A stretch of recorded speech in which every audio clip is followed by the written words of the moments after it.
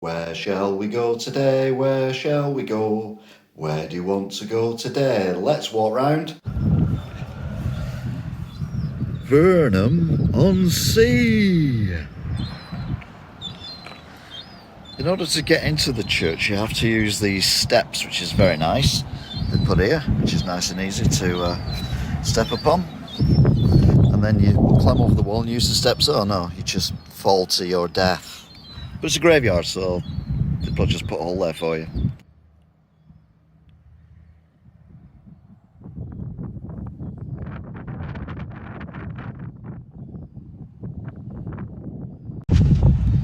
Church tower has been used in many things, mainly by ringing bells and telling the time.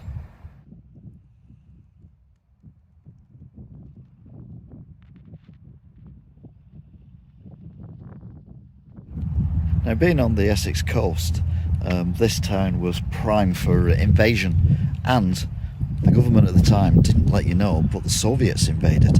So right next to the gorgeous church, you've got the Soviet bloc.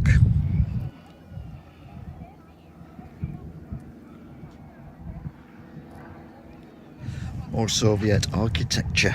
This takes you down to the bunker underground that they also built. That's how they got here, actually. They actually built underground all the way here. It was also the place where they filmed The Prisoner. Burnham's also got one of the longest piers in the world, ever.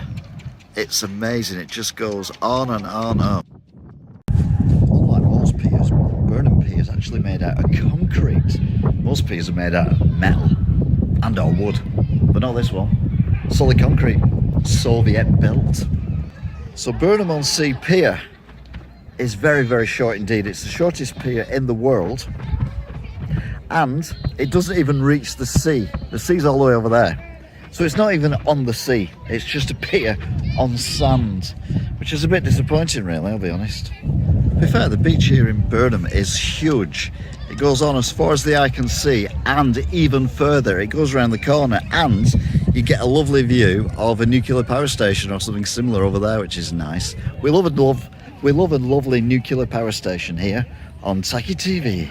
The reasons why the Russians never really took over Britain was because the British were very cunning, and they built this road directly from the town centre.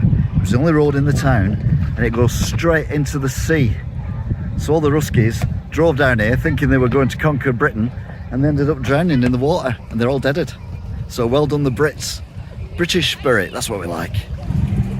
Some remnants from the Soviet bloc do remain, including these speakers that bleated out orders and somber music just to make the people of, well, the town very depressed. But they weren't depressed because they lived by the sea. Other things that made people happy was the Peter pub, which is over there, the Peter pub, where they all got drunk on a Wednesday. And they've also got a B&M's as well, right on the front. That's brilliant. No wonder they're always happy here. No, it's not Victorian, although it is a covered walkway, as you can tell because I'm uncovered now. But what it actually is the Showboat Arcade, which is where you can go if you want to pretend that you're in the 1980s. It's very old-fashioned, but brilliant. Talking of old-fashioned, that's one of the old cars that they used to have 20 years ago. I had one of them. Sadly, all the seagulls died out apart from this one. So they play seagull noises so it feels like it's not on its own. That's nice. It looks Victorian, but it's not. It's actually a concrete gun emplacement, and that's where they used to have the gun. But it didn't work because it was square, and you all know in order to turn a gun around, it's got to be round. Duh, stupid Russians. The Ruskies did build some lovely buildings that looked like, well, they were from Russia, and then they got wise to that, so they built this, which looks a lot more classical and almost British. And it's got the British flags on it as well. It was called Ultimate Decoy. And this is where the big boss lived, and all these merry men. I think it was called Robin Hood or something, I don't know. A lot of people don't know this, but the Russians are communist, as are the Chinese, and they work together. So the Russians built the Dragon Rise Chinese meal takeaway for their communist friends. Sadly, none of them turned up, so it's closed down now. Burnham Pier, that's the front of it. It's very exciting. There's loads going on. They've got a cafe and they've got ice cream and amusements. It's amazing how much they can fit into such a small space. But the Russians are good at that kind of thing. I mean, look what they've done in Moscow. They built them hotels with thousands of little pods in them, so you can have millions of people sleeping there without actually building a big building. If you like walkways, they've even got walkways here in Burnham. That was anti-war. Stop people running down here from the war thing, and then you walk down here. And, well, not a lot really. Oh well. In order to celebrate the Russians leaving, they did this fabulous mural made by Banksy. Now, if you've ever been to Russia, which I haven't, but I've seen pictures and videos and things like that, I know full well that they're always putting propaganda stuff everywhere, you know, massive posters, that kind of thing. Well, they're not having any of that here in Burnham-on-Sea. Hell no. They've even got their own company that removes the ads. That's brilliant. I wish every town had one of them. Behind me is a picture of the nurse from the same war. And she had a lamp. She was called the Nurse with the Lamp Lady, I think. Church behind me is a different church from the church we saw before. You can tell that because it's completely different and in a different place. But what is handy is if you like the fairy tales that you listen to in there, you can go next door and have a tattoo done of them. Although I don't know why you bother. If you don't like fish and chips and you like things sweet, they've got a Just Dessertsy which is open from 12 till 9 every day, except today. The town centre is very oldie worldy. They've even got a peacocks that saw last year. And it's all done in a style that makes you think that you are actually in Russia.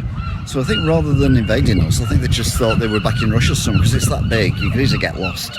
If you like your taxis old, they still run taxis that they used to do during the war.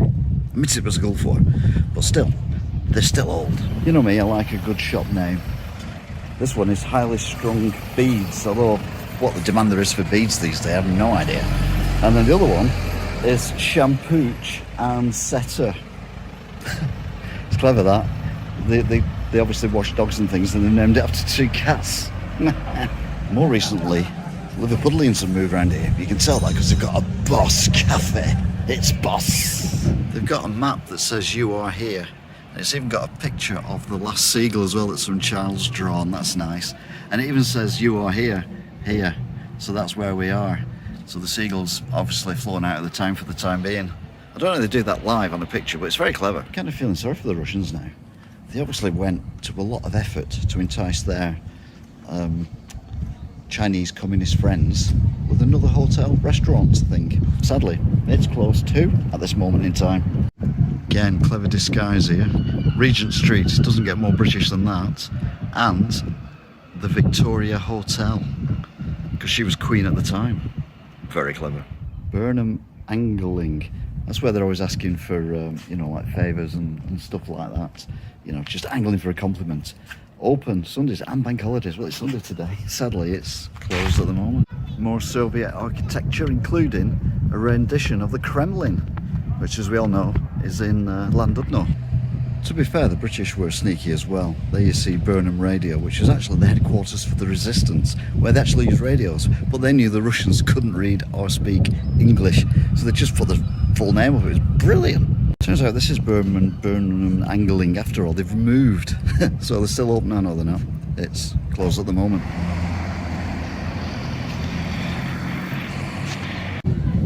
Oh dear. Styles ice cream. People obviously didn't like wooden ice cream. And the oldie sweet shop, you don't spell it like that. That's why it's gone bust. People know these things. Suddenly when you look at the church from this angle, you realise it's leaning. I think that's because they were using it as a missile silo, and that's obviously aimed at London. Nah, the old bus shelter. Sadly no longer used because they didn't want the Ruskies to know that you could actually get out of town by using public transport. Very wise. But look at this age of the old seats and everything. Ancient. So we'll come and visit a bit of war history, where the Russians actually landed and started setting up, but the plucky British sent them on the way with a nice church as well, and lovely signs that tell you what things are very accurately, like this beach view glass limited where you can't actually see the beach. But anyway, ignore that one. All the other ones are perfect. You can do a lot worse. Come to Burnham-on-Sea. Until next time, bye. Where shall we go today? Where shall we go? Where do you want to go today? Let's walk round.